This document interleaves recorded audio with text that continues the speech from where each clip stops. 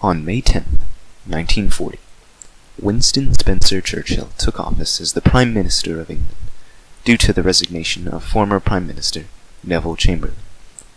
Although his own Conservative Party wanted Lord Halifax to be Prime Minister, the party accepted Churchill because Halifax denied the offer. While the Low Countries were being invaded, Churchill was in conflict with his war cabinet, which was proposing peace talks with Germany. Churchill would not have it, and through several weeks of convincing, his cabinet came to understand that peace talks would not be favorable with Hitler.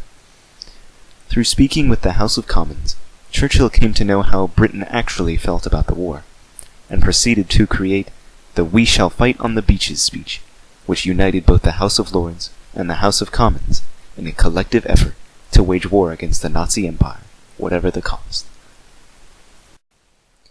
His speech was deeply moving and displayed good rhetoric, using anaphora to emphasize the lengths to which he and all of Britain would go to fight against Hitler and maintain sovereignty over their nation. Here is the famous clip from Churchill's speech. We shall go on to the end. We shall fight in France. We shall fight on the seas and oceans. We shall fight with growing confidence and growing strength in the air. We shall defend our island, whatever the cost may be. We shall fight on the beaches. We shall fight on the landing grounds. We shall fight in the fields and in the streets. We shall fight in the hills. We shall never surrender. After this speech, Churchill adamantly sought to defend every inch land in a reasonable manner. Yet most French military leaders were seeking an armistice, such as Field Marshal Pétain, who would become the head of the Nazi puppet state, Vichy France. There was, however, one French general who held similar views as Churchill, and his name was Charles de Gaulle. He would later become the leader of Free France and help the Allies fight the Axis, using any materials that were supplied to him. On June 22, 1940, France signed an armistice with Germany that would put all of mainland France in German control.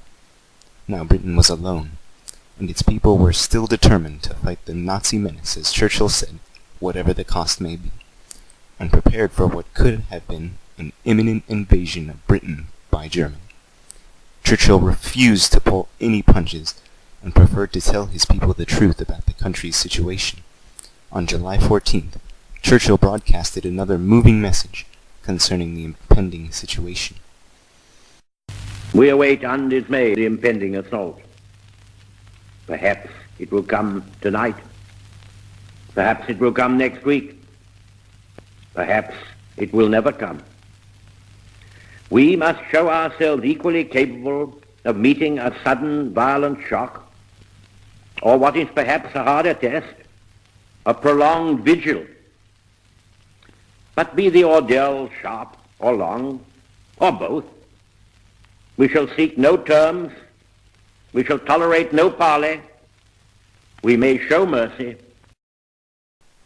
These kinds of broadcasts inspired and drove the people of Britain to fight on, especially the airmen of England, who were fundamental in the victory of England during the Battle of Britain, fighting ferociously with their spirit and devotion, which was unrivaled by any group of pilots in the history of aviation. These pilots were not the only ones to show courage in the face of adversity. Skilled women operated radar and communications equipment.